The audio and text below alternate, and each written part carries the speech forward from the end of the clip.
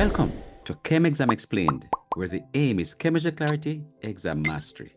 In today's video, we will be looking at CSEC Chemistry, May-June 2011, question number 5. Let's go. Part A. Some students carried out experiments 1 and 2 below in order to determine the relative reactivity of iron, copper, and an unknown metal X, which has a valency of 2. Experiment 1. A piece of metal X was placed into a solution of copper 2 sulfate. Metal X was copper plated and the solution gradually became colorless. Experiment 2.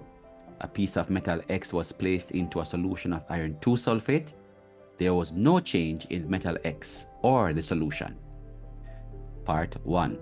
Use the information given to place metal X, copper, and iron in the order in which they will appear in the reactivity series, starting with the most reactive. Alright, so metal X displaced copper metal from a solution of its copper 2 ions.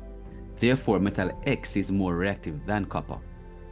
Metal X does not displace iron metal from a solution of iron 2 ions, so metal X is less reactive than iron. Therefore, in terms of reactivity, iron is more reactive than metal X, and metal X is more reactive than copper. Part 2. Write an ionic equation for the reaction between metal X and copper 2 sulfate. Include the relevant state symbols. So in the reaction, X being a metal would be solid, reacting with copper 2 sulfate. So in the equation, we showed copper 2 ions from copper 2 sulfate reacting with X. X being more reactive would displace the copper ions from the copper 2 sulfate solution, forming copper atom, and X solid would react to form X2 plus ion, and this would be your ionic equation. Question B. An alloy of copper and aluminum is used in the manufacture of aircraft. Part 1. What is an alloy? So simply put, an alloy is a mixture of 2 or more metals. Part 2. Name an alloy of copper and aluminum. The alloy of copper and aluminum is duralumin. Part 3. State 2 properties of aluminum that makes the alloy in B2 a good choice to be used in the manufacture of aircraft.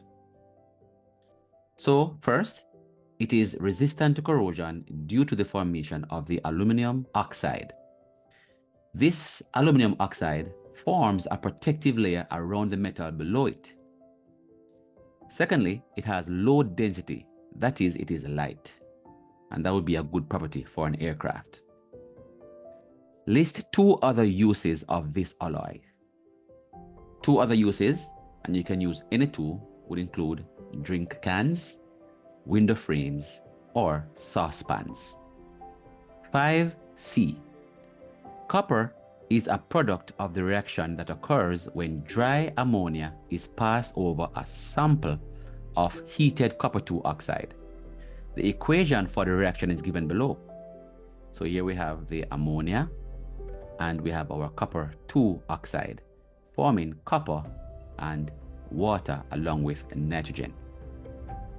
Calculate the mass of copper produced if 0.12 dm cube of nitrogen is produced at room temperature and pressure.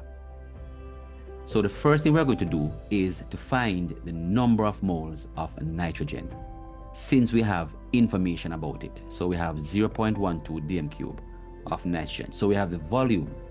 So we are going to be using the equation number of moles equal volume over 24 dm cube per mole, and we're using this value because the question stated that it is at RTP. So we now know that our volume is 0.12 dm cube and we know it's in RTP, so we're going to say 0.12 divided by 24 dm cube per mole. So dm cube cancel dm cube and the per mole would come up to become mole. So our answer is 5.0 times 10 to the minus 3 moles. We're then going to be using the mole ratio between N2 and copper to find the moles of copper. So since the mole ratio between N2 and copper is 1 to 3, which you must state, we're then going to say that the moles of copper is 3 times the value that we got for N2, and that is 0.015 moles. Once we have the moles of copper, we can now find the mass of copper. So moles is equal to mass over molar mass. We're going to make mass the subject of the formula.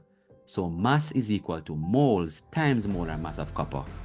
So the mass that we're going to calculate, we're going to use the moles that we just found of 0.015 mole times the molar mass of copper, which is 64 grams per mole. And that gives us the answer of 0.96 grams of copper. This is the end of CSEC Chemistry, May-June 2011, question number 5. Please remember to like, subscribe, and click the notification bell so that when new videos are uploaded, you will be notified. Thank you.